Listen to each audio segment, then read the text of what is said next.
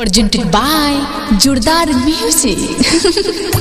दोस्तों, फूलों का राजा बहारों का शहजादा कि फूलों का राजा बहारों का शहजादा 32 की कमर को 36 करके चला गया हरमजादा।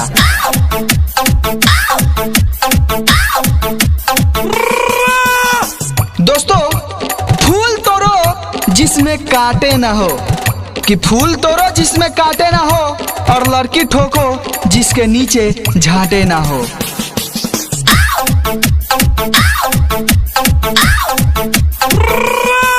दोस्तों, गौर फरमाना मेरी शायरी पर कि आलू पकाया लेकिन खोदा नहीं, आलू पकाया लेकिन खोदा नहीं, लड़की तो पटाई मगर ठोका नहीं।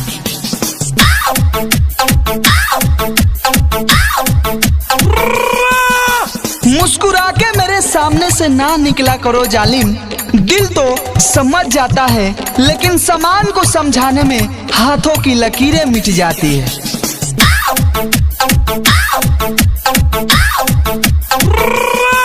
दोस्तों, मैंने अपनी गर्लफ्रेंड से कहा, भगवान ने हुस्न दिया है तो क्या मार डालोगी, हमें नहीं दोगी तो क्या अचार डालोगी।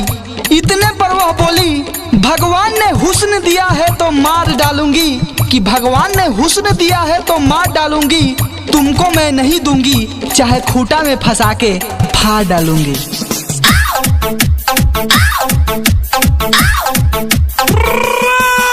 ये सुनकर वो बोली, भगवान ने हुस्न दिया है तो मैं मार डालूंगी, तुमको मैं नहीं दूंगी, चाहे खूंटा में फंसा के फाड़ डालूंगी।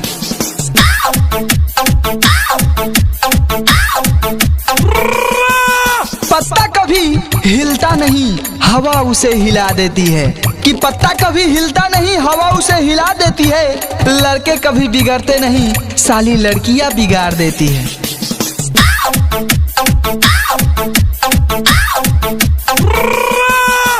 दोस्तों, बादल तो गरजता है मगर धरती को संभालना पड़ता है कि बादल तो गरजता है मगर धरती को संभालना पड़ता है। लड़कियां रोज देती है और लड़कों को मारना पड़ता है।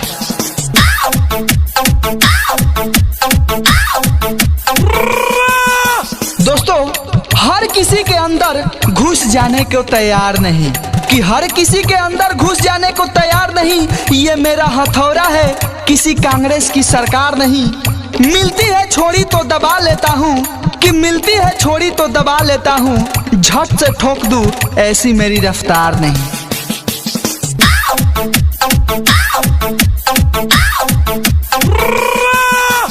दोस्तों, मैंने अपनी गर्लफ्रेंड से कहा, आपकी क्या गाल है टमाटर जैसी लाल है, काटने को तो बहुत मन करता है लेकिन क्या करे इज्जत की सवाल है।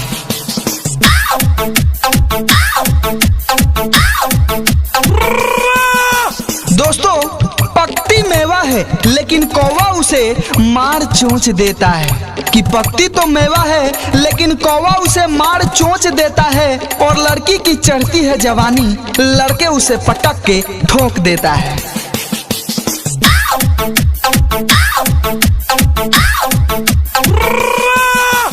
समा जलती है परवाने चले आते हैं कि समा जलती है परवाने चले आते हैं, लोग कहते हैं दीवाने चले आते हैं। तुम भी चले आना मरने के बाद, तेरी समान का दर्शन ऊपर नजर नहीं आते हैं।